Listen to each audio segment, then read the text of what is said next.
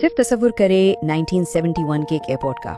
ना कोई खास सिक्योरिटी चेकिंग, ना सामान की तलाशी और ना ही शनाख्त की कोई लंबी चौड़ी तस्दीक। बस टिकट लिया और जहाज में बैठ गए और इसी पुरसुकून और बज़ाहिर महफूज माहौल में अमरीकी तारीख की सबसे बड़ी और आज तक हल ना होने वाली हाईजैकिंग हुई। एक ऐसी वारदात जिसने एविएशन सिक्योरिटी की दुनिया को हमेशा के लिए बदल कर रख दिया। आइए इस हैरानकुन वाक़ये और इसके पीछे छुपे राजों का जायजा लेते हैं। एक बज़ाहिर आम सा नजर आने वाला मुसाफिर ब्रीफ केस में डायनामाइट लेकर बोइंग 727 में सवार होता है, हाईजैकिंग करता है और फिर रात के घुप अंधेरे में हवा से ही कहीं गायब हो जाता है। आखिर कोई इंसान आसमान से बिना कोई निशान छोड़े कैसे गायब हो सकता है? 24 नवंबर 1971 की दोपहर 2:58 पर परवाज टेक ऑफ करती है।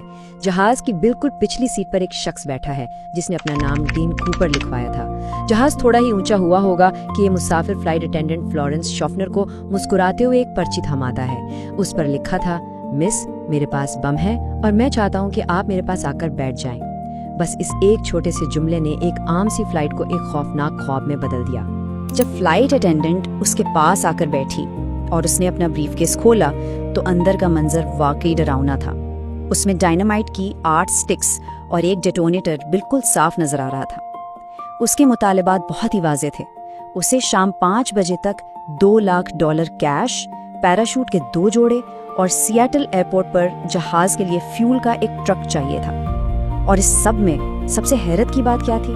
जहाज में बैठे बाकी 35 मुसाफिरों को इस हंगामे की भनक तक नहीं थी। वो बिल्कुल बेखबर थे। अब जरा इस तावान की रकम के बारे में सोचें। उस वक्त के $2 लाख और वो भी $20 के 10,000 अलग अलग नोटों में।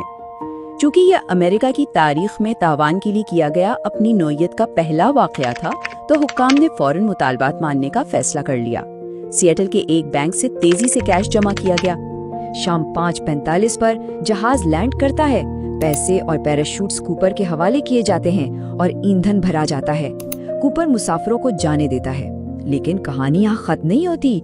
जहाज दोबारा उड़ान भरता है और फिर ठीक रात 8:10 पर दौराने परवाज जहाज की पिछली सीढ़ियां अचानक खुल जाती हैं। कूपर की तैयारी देखिए। उसने कहा कि लैंडिंग गियर और फ्लैप्स खुले रखने हैं। जहाज की ऊंचाई बिल्कुल 10,000 फीट होनी चाहिए और स्पीड 320 किलोमीटर फी घंटा से ज्यादा ना हो। जाना तो उसे मेक्सिको सिटी था, लेकिन फ्यूल कम होने की वजह से रीनो पर इत्तेफाक हुआ। बाहर कड़ाके की सर्दी और घुप अंधेरा। जहाज के पीछे 2 फाइटर जेट्स भी लगे हुए थे, लेकिन जहाज की रफ्तार इतनी कम थी कि उनके लिए ठीक से पीछा करना नामुमकिन हो रहा था। इसी दौरान कूपर एक मिलिट्री पैराशूट पहनता है, कुछ सामान अपने साथ बांधता है और खुली हुई सीढ़ियों से सीधा इस जमा देने वाले अंधेरे में छलांग लगा देता है। अगली सुबह तारीख के सबसे बड़े सर्च ऑपरेशंस में से एक का आगाज हुआ। जहाज की स्पीड, ऊंचाई और ठीक 8:10 पर सीढ़ियां खुलने के वक्त का हिसाब लगाकर FBI ने 45 मुरब्बा किलोमीटर का एक वसी एरिया मुतय्यन किया। लेकिन ये इलाका इतना दुश्वार गुजार था कि जमीन का चिप्पा चिप्पा छान मारने के बावजूद भी हाथ कुछ ना आया, बिल्कुल सिफर। 3 घंटे बाद जब जहाज बिल आखिर रीनो एयरपोर्ट उतरा तो अंदर मौत जैसी खामोशी थी। ना कूपर, ना कोई बम, लेकिन वो अपने पीछे कुछ पुरअसरार चीजें जरूर छोड़ गया था। एक काले रंग की क्लिप ऑन टाई, सिगरेट के 8 टुकड़े और 2 में से एक पैराशूट जो उसने इस्तेमाल ही नहीं किया था। अब मसला ये था कि शवाहिद तो थे, लेकिन कूपर का अपना कोई नामो निशान या उसकी कोई तस्वीर तक किसी के पास नहीं थी। उन्हें छोटी छोटी चीजों के बारीक बीन तज्जिए से कुछ बहुत दिलचस्प नजरियात सामने आए।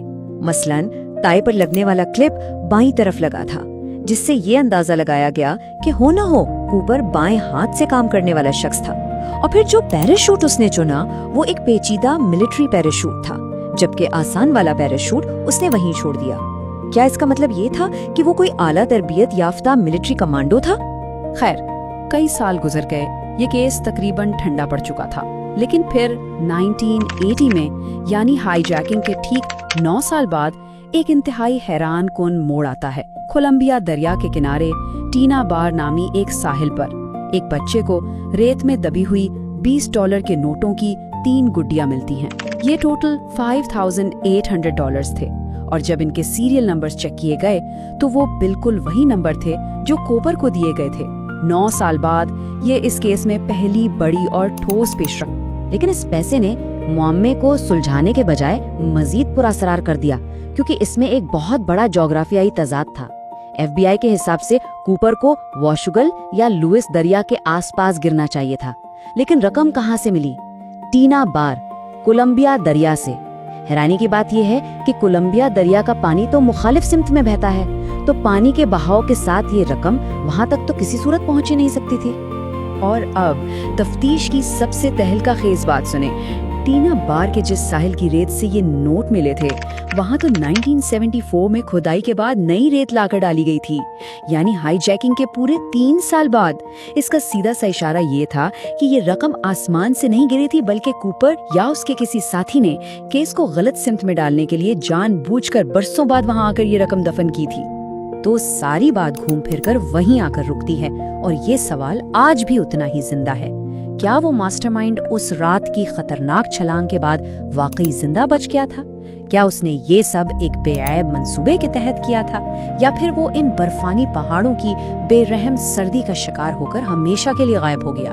आज निस्फ सदी गुजरने के बाद भी FBI की फाइलों में ये केस खुले का खुला है, और जब तक कोई हतमी सबूत नहीं मिल जाता, DB कूपर हवाबाजी की तारीख का सबसे बड़ा और पुरस्कार मुअम्मा ही